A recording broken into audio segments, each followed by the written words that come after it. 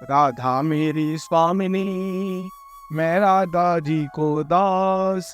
जन्म जन्म मोहे दीजियो, जो वृंदावन को वास। नमस्कार मित्रों, मैं हरिओम एस्ट्रोलॉजर आपका अपने चैनल में हार्दिक अभिनंदन करता हूं। आज मैं आपको सुनाने जा रहा हूं कार्तिक मास महात्म की दूसरे अध्याय की कथा। श्रद्धा भक्ति भाव से श्रवण करें। बोलो गणपति भगवान की जय, बोलो लक्ष्मी नारायण भगवान की जय।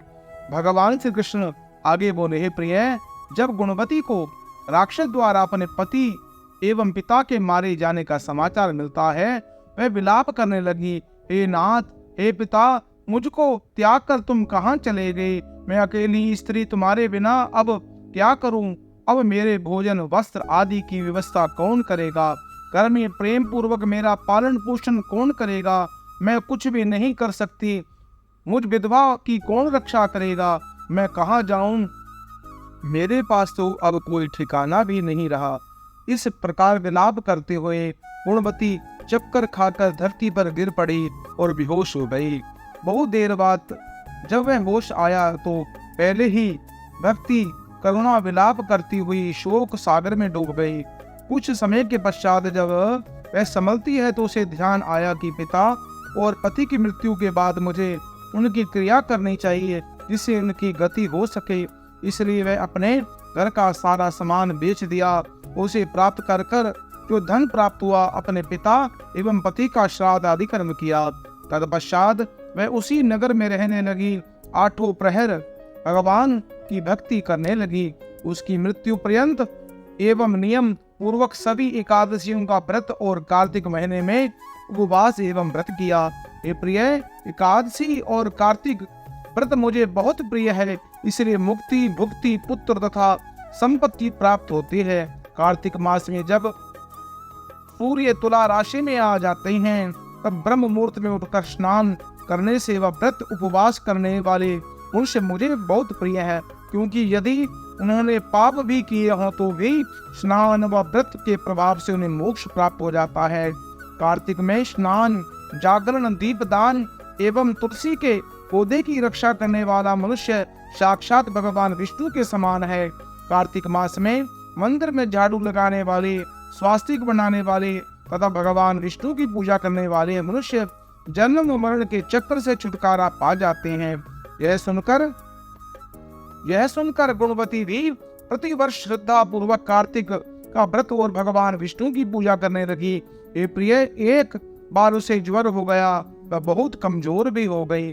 फिर वह किसी प्रकार गंगा स्नान के लिए चली गई। गंगा तक वह वहां पहुंच ही गई, परंतु शीत के कारण वह बहुत बुरी तरह कांप रही थी। इसी के कारण वह स्थिर हो गई।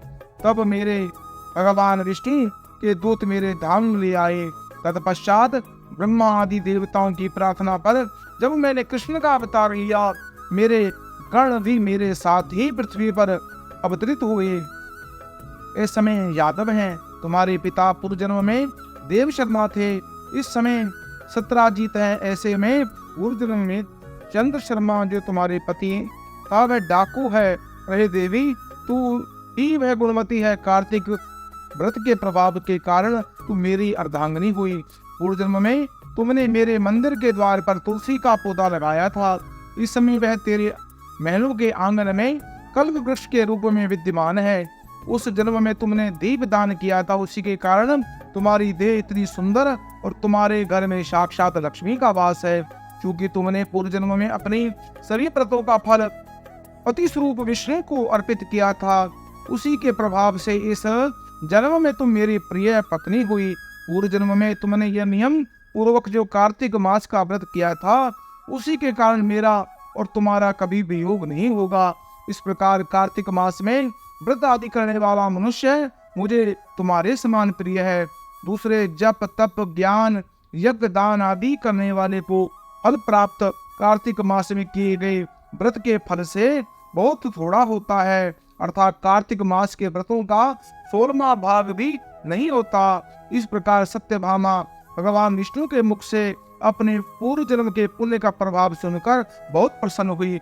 मित्रों, यह दूसरे अध्याय का कथा श्रवण करने से मनुष्य के शाप ताप दूर हो जाते हैं पुण्य की प्राप्ति होती है, लक्ष्मी नारायण की कृपा होती है, घर में धन धान्य पुत्र वृद्धि का फल प्राप्त होता है और व्यापार में उन्नति होती है। इस पुण्यदायिनी कथा को आप अपने इष्ट मित्रों को शेयर करें और पुण्य के भागी बने।